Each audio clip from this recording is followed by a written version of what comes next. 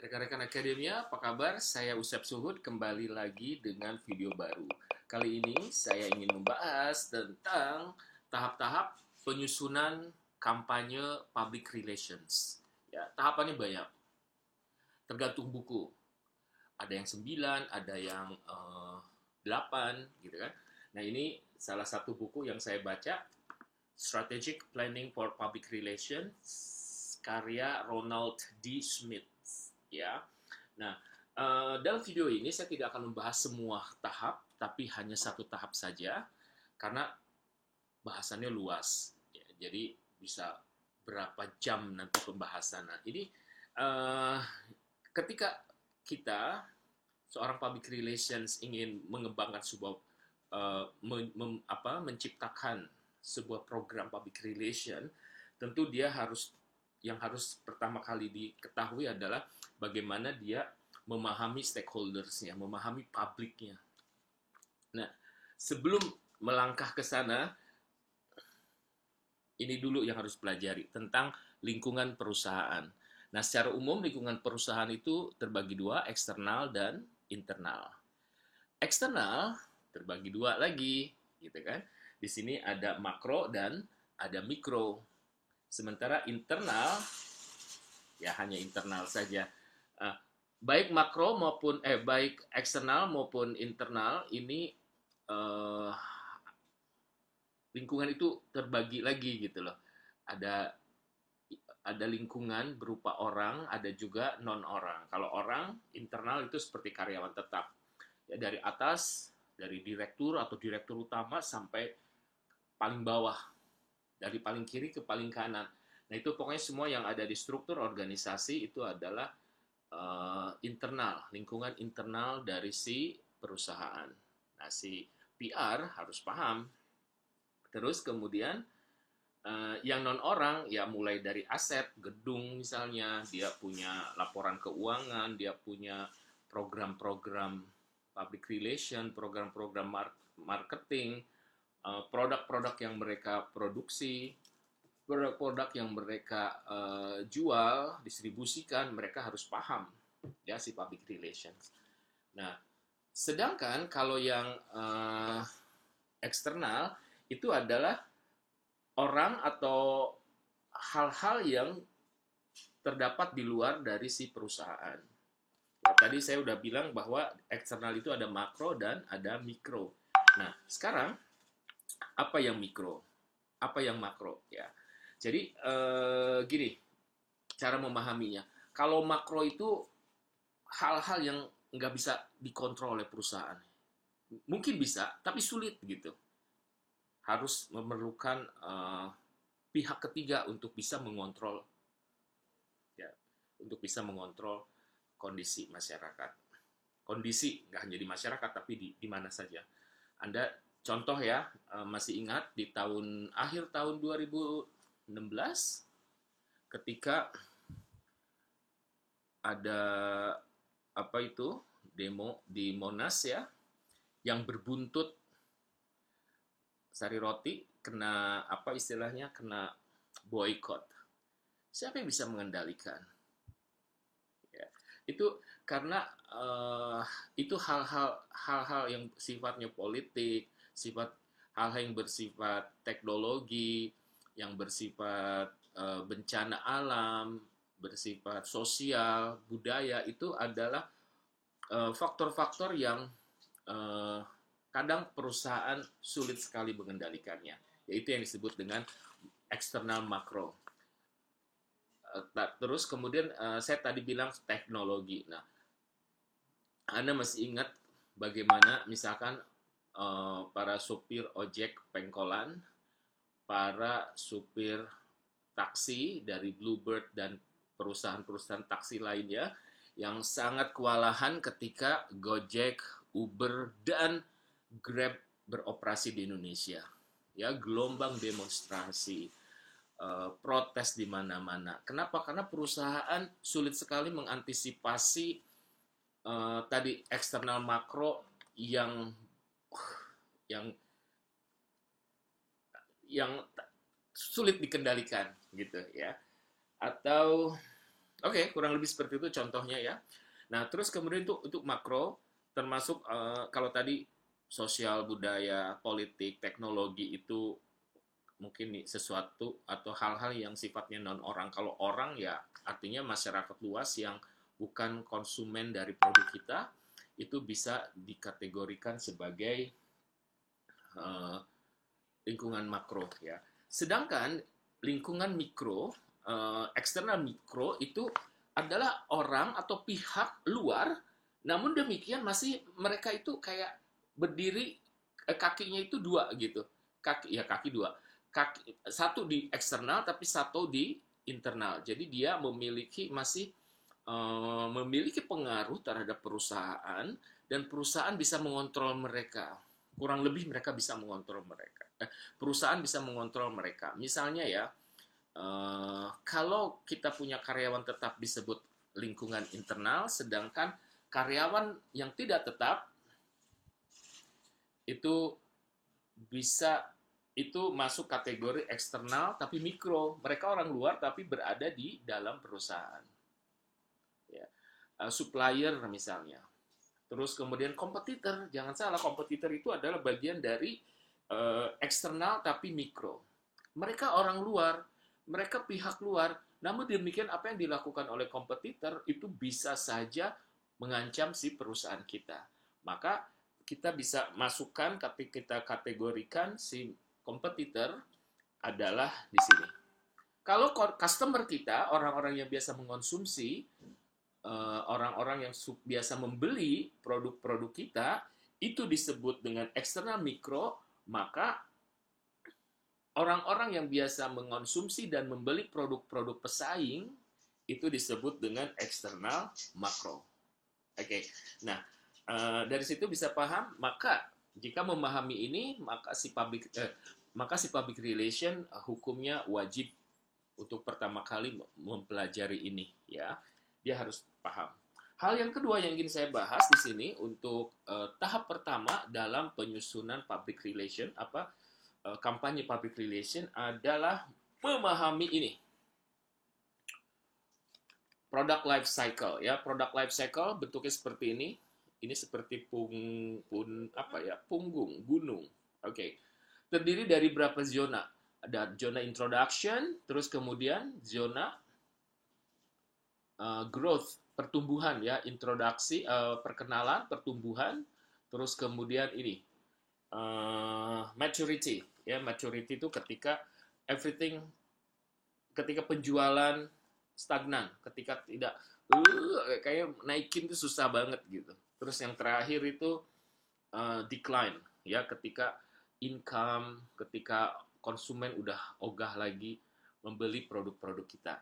Nah, sekarang saya ambil beberapa contoh, misalkan produk yang baru diperkenalkan ke publik, ya, baru di launching, adanya di sini, ya, adanya di sini. Lalu kemudian itu ditandai dengan apa biasanya, gitu? Ditandai biasanya dengan ya penjualan yang masih sedikit, ya. Ini ada yang setiap perusahaan, setiap produk biasanya memiliki masa introduction yang berbeda-beda. Kadang perlu bulanan, kadang perlu tahunan, kayak gitu. Nah, belum lama saya menonton sebuah video sejarah tentang Pocari Sweat ya. Wow, mereka tahunan luar biasa. Mereka risetnya aja ya, di sini sebetulnya ada masa sebelum garis ini ya, sebelum garis ini ada masa preparation. Ya, produk itu dipersiapkan dulu ya. Ya, produk dipersiapkan itu bertahun-tahun sampai kemudian ketika dijual, karena rasa Pocari Sweat kan agak aneh ya, asin enggak, manis enggak gitu. Rasanya tuh nanggung banget. Nah, itu ketika diperkenalkan ke retailer, para pengecer sama sekali nggak mau jualin produk-produk itu.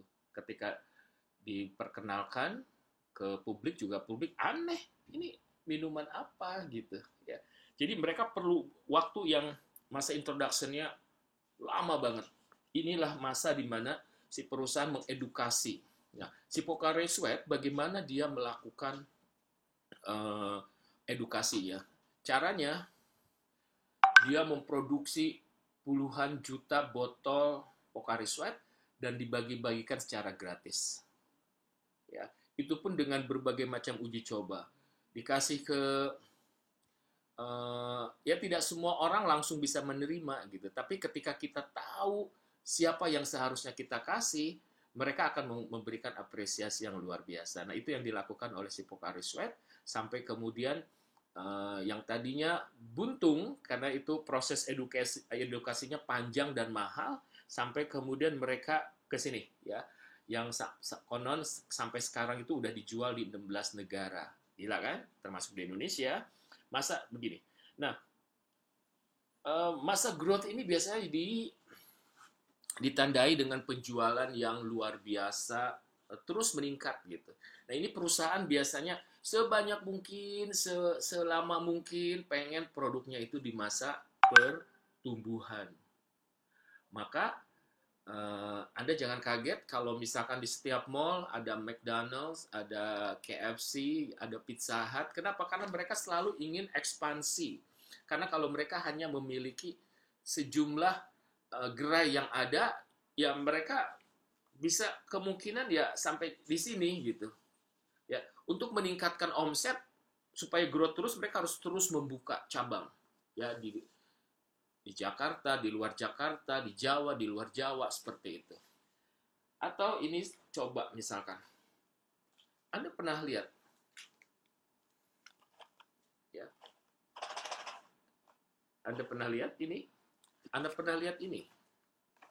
Ya, dalam kemasan sachet, ini dalam kemasan cup, lalu kemudian dalam kemasan kaleng, ini ada lagi dalam kemasan botol plastik.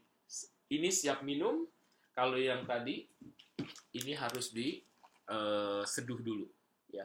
Nah, apa yang dilakukan, inovasi-inovasi yang dilakukan perusahaan ini dalam rangka apa? Memperpanjang umur introduction ini. Kenapa? Karena kalau mereka tetap jumeke dengan produk konvensional mereka yang vintage itu, mereka akan di sini, akan cepat-cepat ke sini gitu. Atau contoh lain misalkan, Anda pernah mencoba ini? Ya. Sebelumnya produk mereka apa?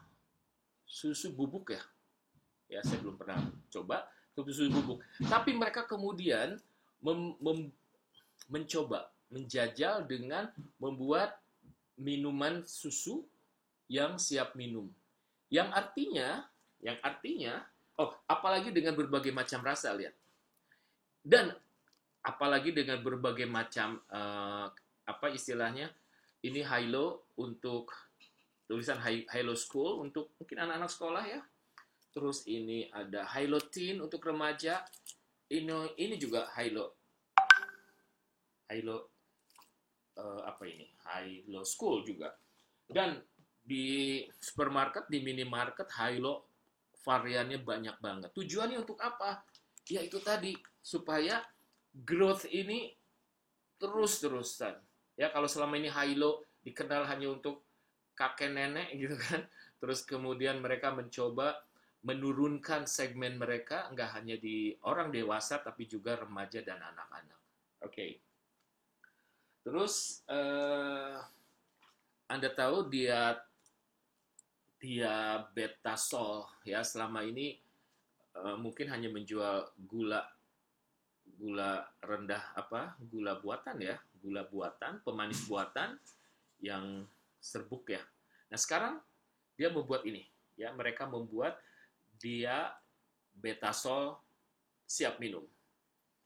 Termasuk juga WRP yang selama ini mungkin ketika Anda akan mengonsumsi, ketika Anda mau mengonsumsi Anda harus seduh-seduh dulu yang merepotkan. Sekarang mereka punya cara yang lainnya, mereka menawarkan metode yang berbeda untuk mengonsumsi WRP tersebut. Termasuk juga ini ya, susu untuk pria, Elemen ya, udah nggak perlu lagi kocek cari air panas, cari gelas dan seterusnya, cari termos. Nah, ini cukup teguk saja, cukup sedot aja. So Itulah bagaimana perusahaan. Kenapa kita lalu harus belajar ini? Oh ya, satu lagi yang menarik, ini. Bagaimana Anda masih, ini saya menemukan Maison, ya Maison dengan kemasan bening seperti ini. Masih ingat mungkin beberapa tahun yang lalu Maison itu warna kemasannya enggak bening, tapi biru tua. Yang kemudian innalillahi wa inna ilaihi rojiun, mereka karena tersandung sebuah kasus, akhirnya harus ditarik ke pasaran. Nah, di sini. Jadi ketika ditarik ke pasaran kan hilang. Ya, pemasukan, penjualan drop semua. Hilang. Ya, hilang. Nah, tapi kemudian mereka bangkit lagi. Nah, ketika bangkit lagi, mereka mulai melakukan introduction babak kedua. Ya, jadi ini terulang lagi. Ini diulang lagi, ya. Nah, rekan-rekan akademia, kenapa kita harus belajar ini ketika mau menyusun sebuah proposal kampanye public relations? Kenapa? Karena dengan mengenali posisi setiap produk itu ada di mana, maka kita bisa dengan mudah nanti berkomunikasi dengan target publik kita. Ya, kalau di dalam pemasaran, target pasar kita. Kita bisa bicara dengan fasih gitu. Jadi gini, termasuk kita juga bisa memilih alat-alat public relation yang tepat. Alat-alat marketing yang tepat. Supaya bisa sesuai gitu. Kayak misal, kalau produk itu baru dan kita ingin banyak orang tahu produk kita, karena produk kita misalkan dijual di seluruh Indonesia, maka iklan TV akan lebih disarankan gitu. Tadi seperti yang saya bilang, apa yang dilakukan oleh si Pocari Sweat? Pocari Sweat itu ternyata ketika mereka setiap kali mau ini pasar, mereka udah punya formula. Misalnya ketika mereka mau launching di Indonesia, penetrasi di Indonesia, yang mereka lakukan adalah membagi-bagikan si produk Pocari Sweat secara gratis ke masyarakat. Jadi mereka pun memilih waktu yang tepat. Misalnya waktu itu ketika bulan Ramadan, orang puasa seharian. Lalu ketika buka minum itu, ketika puasa kita kelelahan, kita kekurangan cairan gitu. Nah, itu konsep yang ditawarkan oleh si Pocari Sweat itu maka Pocari Sweat itu bagus ketika kita jadi mereka tuh mengedukasi masyarakat Indonesia dengan cara itu tadi. Selain mengganti cairan tubuh yang hilang gitu kan, mereka juga ternyata punya ide buat pasien yang punya masalah atau yang sedang sakit demam berdarah, maka minumlah Pocari Sweat. Seperti itu. Well, kok saya kayak orang jualan ya? Oke ya, ini udah paham. Jadi kita bisa memilih, bisa mengetahui posisi kita ada di mana, produk kita ada di mana. Dengan cara itu kita bisa memilih alat public relation yang tepat. Oke. Nah, selanjutnya, rekan-rekan akademia, saya akan membahas soal ini. Perceptual mapping. Perceptual mapping, ini persepsi. Persepsi itu berhubungan dengan di luar ruangan saya sedang ada tukang sedang bekerja. Apakah kedengaran bunyi tok tok tok tok tok? Nah, di sini si perceptual mapping ini saya lanjutkan. Ini adalah persepsi, biasanya berhubungan dengan positioning. Ya. Ini ada sebuah grafik. Nah, untuk membuat grafik ini kita harus memiliki 4 kuadran, 2 garis, ya jadi dan titik-titik koordinat. Nah, ini kita harus bisa mengenali siapa kompetitor kita. Ya, misalkan kita punya satu produk, jenisnya apa? Nah, siapa saja produk kompetitor dengan di dalam kategori jenis produk yang sama. Terus kita juga perlu minimal 2 atribut di sini. Misalkan kalau bicara ini rasa, terus kemudian mungkin warna, mungkin desain, mungkin harga dan seterusnya, sehingga nanti kita bisa membuat mapping si konsumen, si customer kita, si responden kita mempersepsikan produk kita itu ada di kuadran, di koordinat berapa, sehingga kita bisa menggambar mapping, pemetaan di setiap merek itu ada di kuadran berapa. Nanti mungkin di video saya yang lain saya akan bahas bagaimana membuat perceptual mapping. Ya. Dan satu lagi yang perlu Anda tahu, untuk membuat kampanye itu, kampanye kita juga perlu meriset tentang omset bulanan, omset mingguan, omset tahunan, termasuk omset harian. Kenapa demikian? Gini, misalkan Anda bekerja di sebuah, misalkan Anda PR untuk di sebuah salon ya, salon kecantikan. Nah, kalau Anda bisa menghitung atau Anda mendapatkan angka dari Senin sampai Minggu, di hari apa saja pelanggan datang. Oke, pada umumnya orang datang mungkin hari Jumat, Sabtu, Minggu gitu kan. Nah, kenapa? Karena Senin sampai Kamis itu sibuk bekerja. Nah, jadi kalau kita mau bikin kegiatan, kalau kita mau ngasih promosi, maka kita nggak mungkin menyarankan kepada pemilik salon untuk memberikan promosi di hari Jumat, Sabtu, Minggu. Ya, promosi ya harus dilakukan di hari di mana biasanya salon itu sepi gitu. Dan kalau itu mingguan, di minggu keberapa? Apakah minggu pertama, kedua, ketiga, atau keempat yang sepi? Maka promosi itu dilakukan di minggu yang sepi. Bulanan juga sama, dari Januari sampai Desember yang biasa sepi itu bulan apa saja. Maka disitulah kita melakukan promosi. So, anyway, yang barusan tentang itu biasanya berhubungan dengan kampanye pemasaran, ya.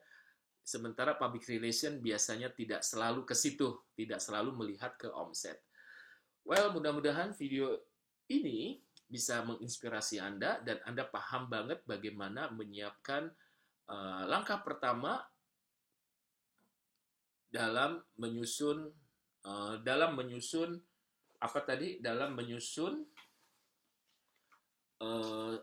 tahap-tahap kampanye public relation. Tapi ada satu hal yang saya lupa tentang ini. Yang tak kalah penting adalah SWOT analysis. Ya. Selama ini yang sering saya baca, orang itu melakukan analisis SWOT itu masing-masing nih, sendiri-sendiri. Misalkan apa sih kekuatan dari produk kita, apa sih kelemahannya, apa sih ancamannya, apa sih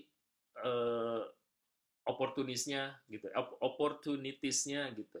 Nah, namun saya sudah mencoba beberapa kali dan ini lebih efektif. Caranya adalah memasangkan antara kekuatan dengan kekuatan dengan opportunities. Jadi cara berpikirnya begini. Setiap kali ada kekuatan, maka di sana ada kesempatan. Jika produk ini rendah gula, ya, jika produk ini mengandung rendah gula, maka kesempatannya apa? Gitu. Jika produk ini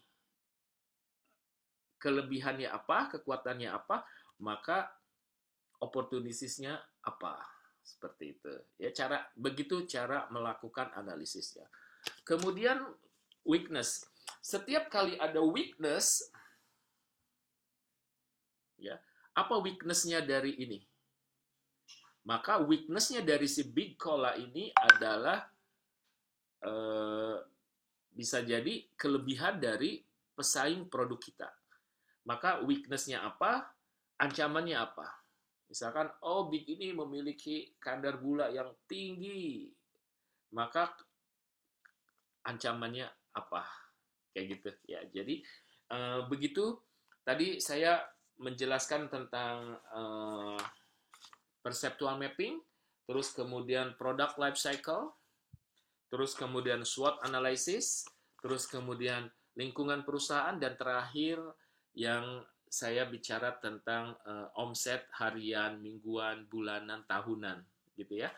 Well, sampai ketemu lagi di video saya yang lain di tahap selanjutnya dari penyusunan kampanye public relation. Sampai ketemu lagi, semoga menginspirasi.